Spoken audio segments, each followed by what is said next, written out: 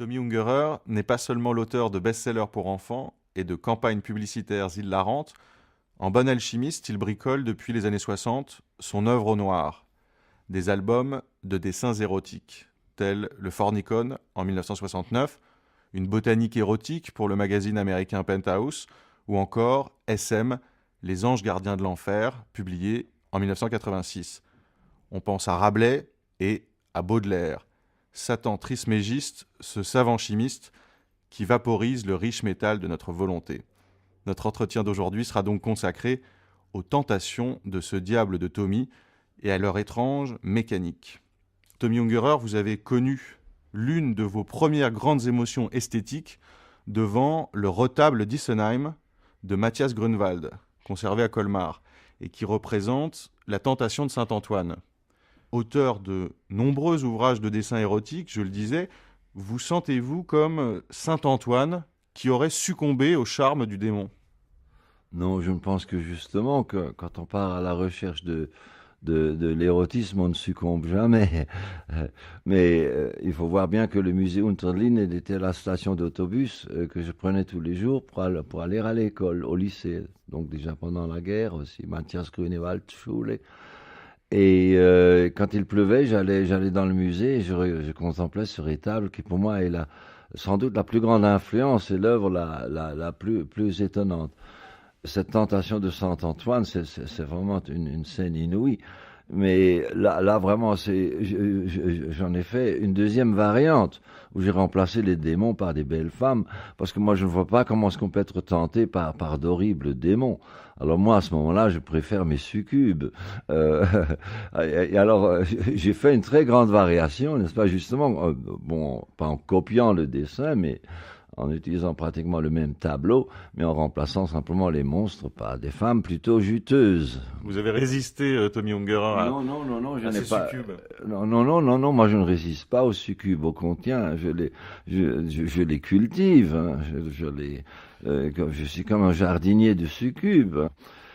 Il faut d'abord voir d'où vient cette espèce d'obsession, je dirais, avec l'érotisme, ça a été très progressif dans ma vie parce que j'ai quand même été élevé de façon très puritaine et très protestante, mon Dieu, n'est-ce pas? On appelait tout ça des mauvais instincts.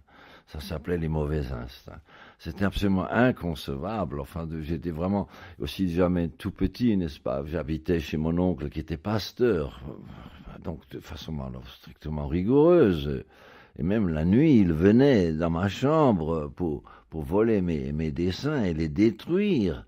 Parce que je faisais déjà des caricatures et comme Dieu a créé l'homme à son image, hélas, non, enfin, heureusement qu'il a aussi fait la femme, mais quand même, simplement parce qu'il disait que ses dessins c'était un péché, parce que de faire une caricature c'était se moquer de Dieu. Donc j'étais vraiment élevé dans un milieu puritain et finalement avec l'âge, je me suis vraiment développé cette espèce de rébellion. C'est-à-dire que là aussi, c'est la recherche d'une liberté. C'est une recherche de liberté basée sur la morale. En fin de compte, on a le droit de tout faire tant qu'on ne fait pas de tort ou de mal à quelqu'un. Là aussi, j'ai toujours cherché aussi un petit peu des situations extrêmes. N'est-ce pas? Pour moi, il me faut le défi. Je pense que chaque femme aussi, j'utilise nouveau le mot, chaque femme, en fin de compte, c'est un safari. Et moi, ce qui m'a toujours surtout intéressé, c'est justement de libérer, en fin de compte, un peu les gens en mettant en scène leur fantaisie. Moi, ce qui m'intéresse quand je rencontre une personne, c'est de savoir quelles sont tes fantaisies, quelles sont les choses. Et alors là, c'est vraiment aussi incroyable tout ce qui peut arriver. On ne se rend pas compte que comme les gens sont frustrés, comme ils ont peur de leurs fantasmes, au lieu de les mettre en jeu. Je parle d'il y a longtemps, de nos jours. Maintenant, je peux dire que j'ai vraiment contribué à cette espèce de libération de la sexualité. Et une chose très intéressante, parce que les éditions Taschen ont sorti cet énorme volume de 2 ou 3 kilos sur toute mon œuvre érotique. Et quand je fais des séances de signature, eh ben, il y avait plus de femmes que d'hommes avec ce livre, ce qui aurait été impensable il y a des années. Et quand on parle de mes grenouilles érotiques, ben, et maintenant on vient me dire, vous savez, oh j'avais 13 ans, j'ai 14 ans, ou j'ai économisé pour acheter ces grenouilles érotiques. Donc maintenant, l'attitude vis-à-vis de l'érotisme et de la sexualité est vraiment libérée. Et alors, avant de parler de vos grenouilles, Tommy Ungerer, je voudrais qu'on revienne à ces femmes et peut-être à une femme. Quelle femme vous a la première mis sur des charbons ardents? Quelle femme a pu être votre muse érotique? C'est vraiment tout à fait relatif, mais là j'ai sorti tout un album sur cette personne qui s'appelle Totem Pole. C'est une jeune fille que j'avais rencontrée et elle cherchait du travail. Je lui ai dit passez donc au studio et elle est venue au studio et elle, au moins, elle a eu le courage de dire ce qu'elle avait envie. Elle avait lu un ouvrage érotique. The Man and His Maid, je crois quelque chose, un classique érotique. Et elle a dit, je voudrais être votre esclave. Alors voilà, alors j'ai dit, bon, venez aménager. Alors elle, vraiment, elle était très jolie. Elle a fini sur la couverture de Penthouse aussi une fois. Mais elle avait vraiment un village angélique. Et lorsqu'elle était, elle adorait être attachée, par exemple. Et là, ça lui donnait vraiment... c'était presque une transposition, presque une élation, presque de voir la beauté de ce visage. Et je dois dire que j'ai toujours quand même eu des tendances personnelles pour le cuir. J'adore le cuir, mais il faut qu'il soit noir. Et les bas. Donc il y a quand même, on est tous un peu fétichistes sur les bords, mais ce n'est pas obligatoire. Vous savez, à fur et à mesure qu'on met en scène ces fantaisies, on se débarrasse aussi dans un sens de l'aspect obsessionnel. C'est-à-dire, bon, ben, on l'a fait, je l'ai essayé, et puis bon, c'est quand même pas mal. Et puis c'est l'aventure, c'est aussi l'aventure, c'est-à-dire que vraiment chaque personne a quelque chose que l'autre n'a pas. Dans le fond, chaque être humain est complémentaire, et dans la sexualité, c'est un peu la même chose. Mais j'aime bien mettre les choses en scène. Alors il y a aussi l'improvisation. Mais je pense que l'érotisme, c'est vraiment ce qui nous différencie des animaux, c'est quand même l'érotisme. Et là aussi, l'érotisme, c'est tout à fait relatif, n'est-ce pas? Quand on voit de nos jours une Vénus de Milo, ce n'est pas exactement érotique. De toute façon, on lui a coupé les bras pour l'empêcher de se masturber. Enfin bon. Tommy Ungerer, quand et comment avez-vous découvert que votre mère avait inspiré à votre père Théodore des images pour le moins osées? Ah, très tard, n'est-ce pas? Mon père avait un peu vraiment tous les talents. C'était un homme extraordinaire. Dans la famille, on fabriquait les horloges astronomiques. C'est avec Schwilger que mes ancêtres ont fait les mécanismes de l'horloge astronomique actuelle de Strasbourg, ce qui explique ma fascination, ma passion pour les mécanismes et les inventions aussi. Je suis passionné de mécanique, c'est dans le sang. Et mon père, en plus de ça, était un dessinateur, illustrateur de premier ordre et aussi un historien et poète, enfin tout. Quand je vois par exemple la correspondance entre ma mère et mon père, souvent ils s'écrivaient simplement des lettres en alexandrin. Ma mère aussi avait un talent incroyable. Elle Vous passait. avez découvert, Tommy Ungerer, que votre père dessinait votre mère? J'ai vraiment découvert toutes ces choses-là, vraiment l'œuvre de mon père. Je l'ai découvert à la mort de ma mère. J'ai regardé dans les boîtes. Bon, on avait quand même déjà des œuvres de mon père au mur, donc je le savais. Il faut rappeler que votre père est mort quand vous aviez 3 ans et demi, et votre mère? Exactement. J'ai perdu mon père à 3 ans et demi. Et là aussi, une chose vraiment assez curieuse, on se pose quand même des questions. Est-ce que mon père est mort en me laissant tous ses talents? J'ai vraiment l'impression que j'ai hérité tous ces... Parce que c'était un multitalent, n'est-ce pas? Et il m'a laissé tout ça. Et sur bien des choses, il était bien supérieur à moi dans le dessin et dans l'illustration. Déjà tout jeune. Et déjà, quand vous découvrez ces dessins, en particulier, Tommy Ungerer, les dessins de votre père, il y a notamment des représentations de votre mère à Languille, mais il y a aussi des petites caricatures, des petits dessins de femmes dominatrices. Oui. Non, pas vraiment dominatrice. Mon père était obsédé par la beauté. Le culte de mon père, c'était la beauté. Et ma mère avait vraiment la réputation d'être la plus belle femme de Strasbourg. On le disait. Et c'était aussi une source d'anxiété pour ma mère, n'est-ce pas, qu'est-ce qui va arriver lorsque je ne serai plus aussi belle? Et mon père, très curieusement, comme moi, n'aimait pas les grosses poitrines.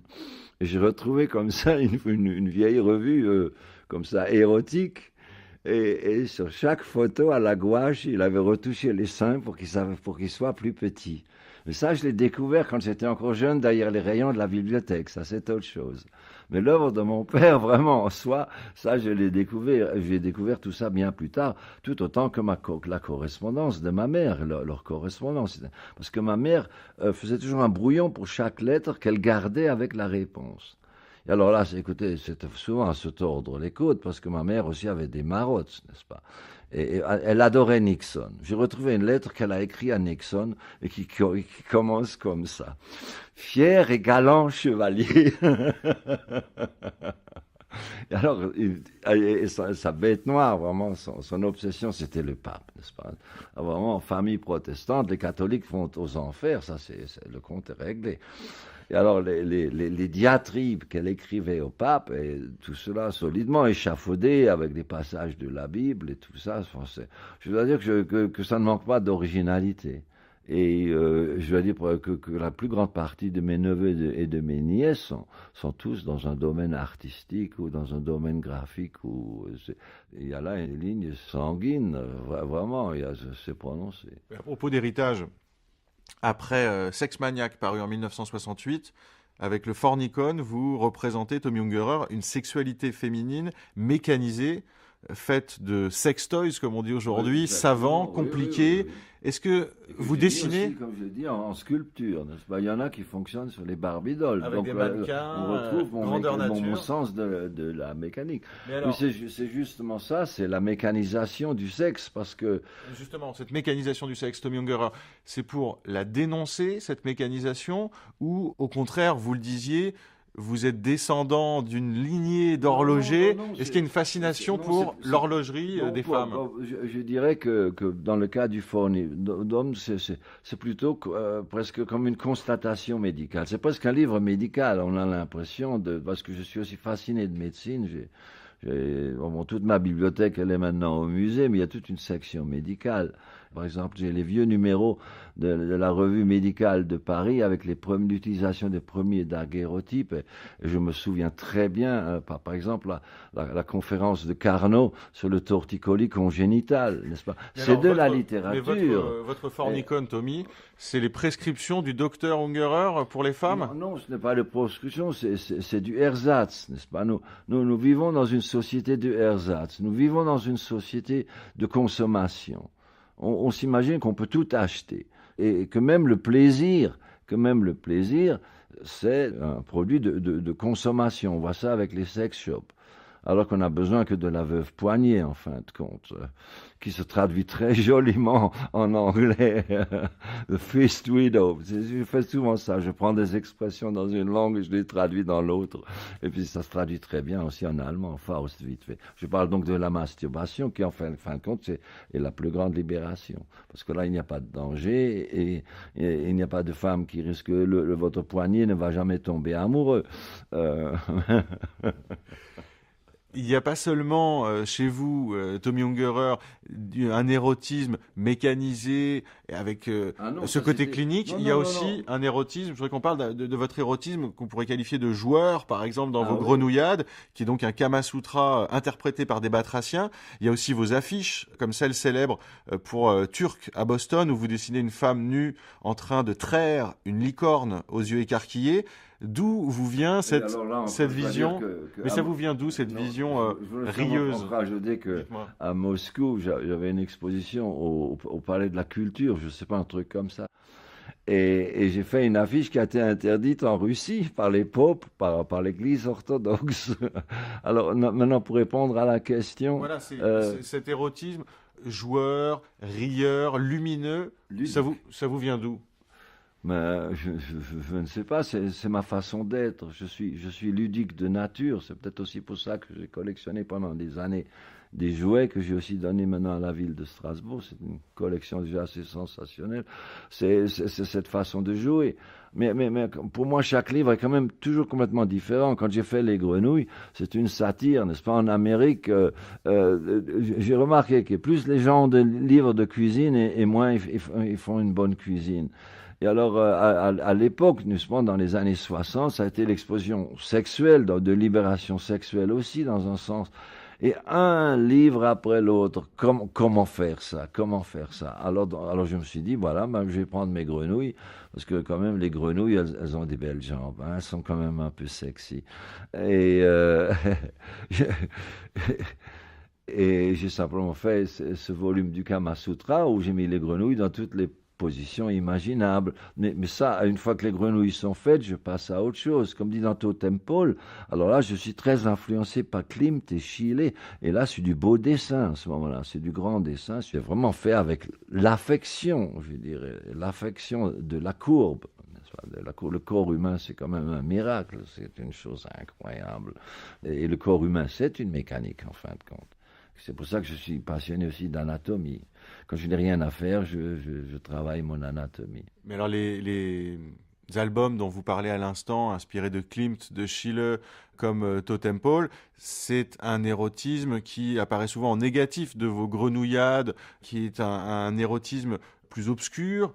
Vous représentez d'ailleurs régulièrement des femmes dénudées, aguicheuses, mais cadavériques. Et là, au-delà de Klimt et Schiele, j'ai pensé à Matthias Grunewald et au tableau Les Amants trépassés, qui est exposé à Strasbourg, qu'on a longtemps attribué à Matthias Grunewald, qui est de Cranach, où c'est un couple nu, décharné, presque putréfié, où il y a des serpents qui parcourent leur corps, un crapaud sur le sexe de la femme. Est-ce que c'est une image que vous avez vue et qui vous a marqué, ça? Non, cela, je ne l'ai découvert que plus tard. Mais quand même, on retrouve l'érotisme pratiquement un peu partout dans tous mes livres. Par exemple, j'ai fait un livre sur la mort qui s'appelle Rigor Mortis. Et là, c'est vraiment la juxtaposition entre la vie et la mort, n'est-ce pas? En fin de compte, le sexe, c'est la vie. Et je dis toujours qu'en fin de compte, un orgasme, c'est une lucarne sur l'éternité.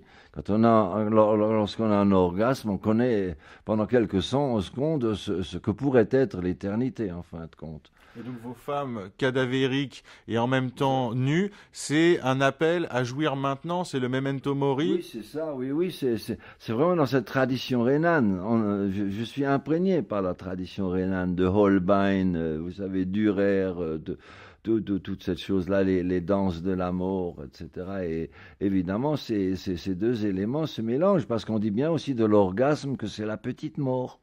C'est la petite mort. Bon, et alors, je dois dire que j'ai vraiment poussé les choses quand même. Je me suis toujours intéressé aux extrêmes. Et j'ai sorti, comme vous parliez tout à l'heure, des anges gardiens de l'enfer, die Schutzengel der Hölle. C'est à Hambourg, chez Domenica. C'était vraiment l'impératrice de la prostitution. Je suis vraiment, je dois dire personnellement, je n'ai jamais payé ou couché avec une prostituée. Je n'aime pas le mot putain. Je trouve que c'est dérogatif. Et j'ai donc vécu au bordel. J'ai vécu au bordel là-bas, et c'est dans la Herbertstraße. Donc, je suis vraiment pour la prostitution, mais tant qu'il n'y a pas de souteneur.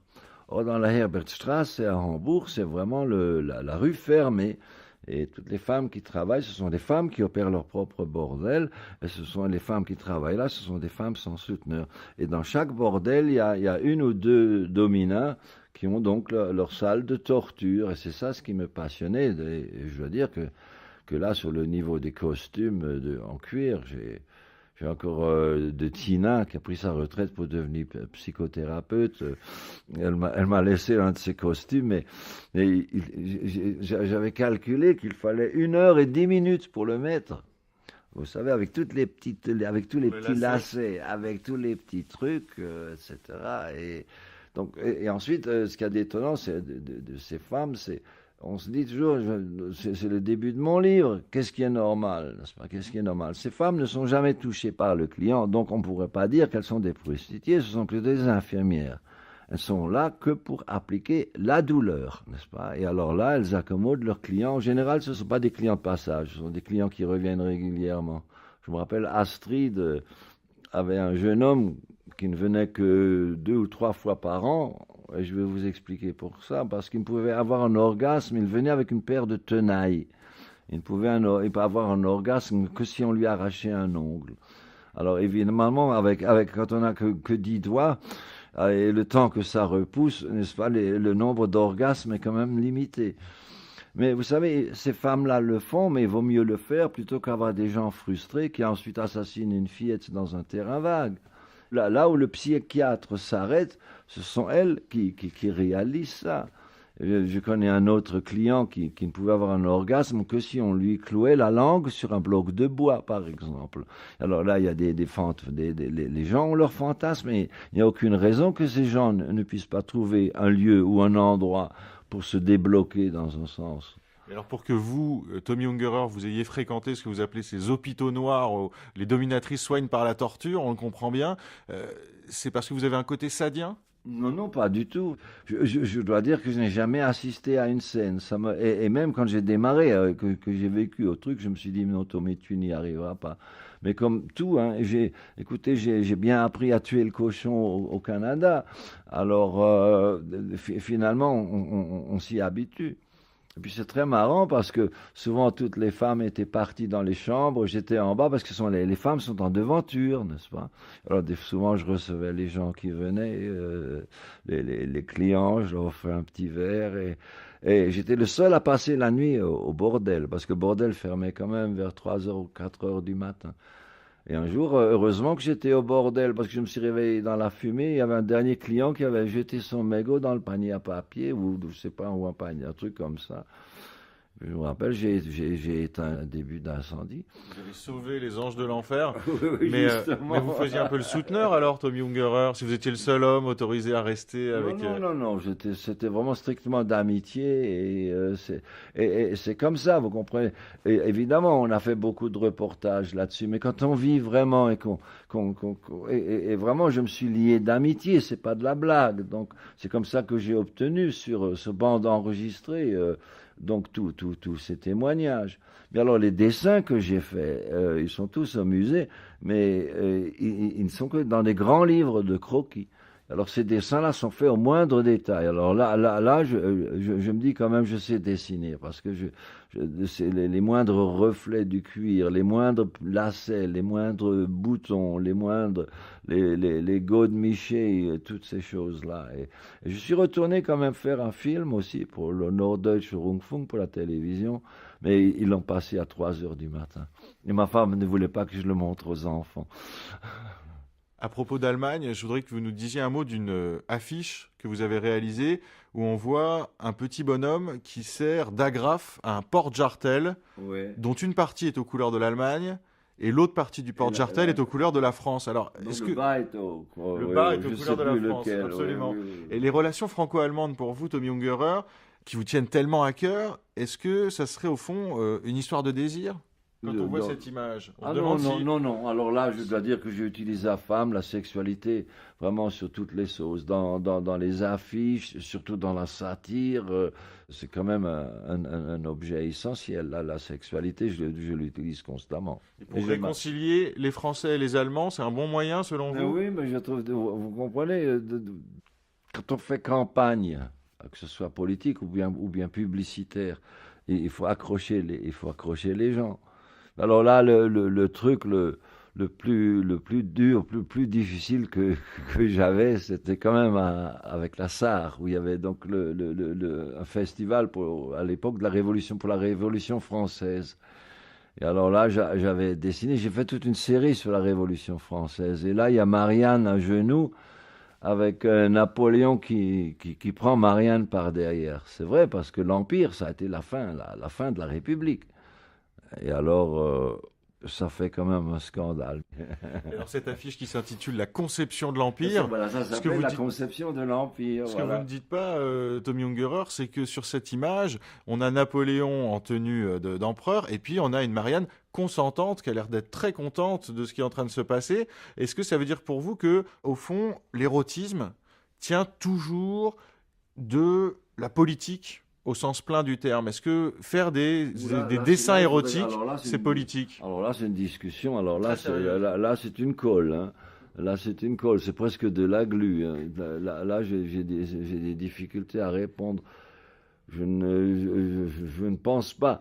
Mais quand même, je voudrais dire que l'érotisme doit être consenti. Et peut-être que c'est aussi ça dans la politique.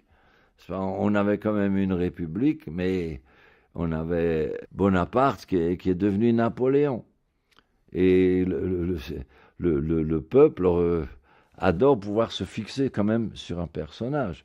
Regardez Kadhafi au début, c'était moi je trouvais ce jeune officier, oh qu'il était beau, qu'il était avec son idée de réunir n'est-ce pas, qui aurait pensé que de ce Kadhafi on aurait finalement ce monstre. Mais je pense que la République dans ce cas-là était consentante. Et comme Kadhafi, vous avez eu vos Amazones tout au long de votre vie, alors?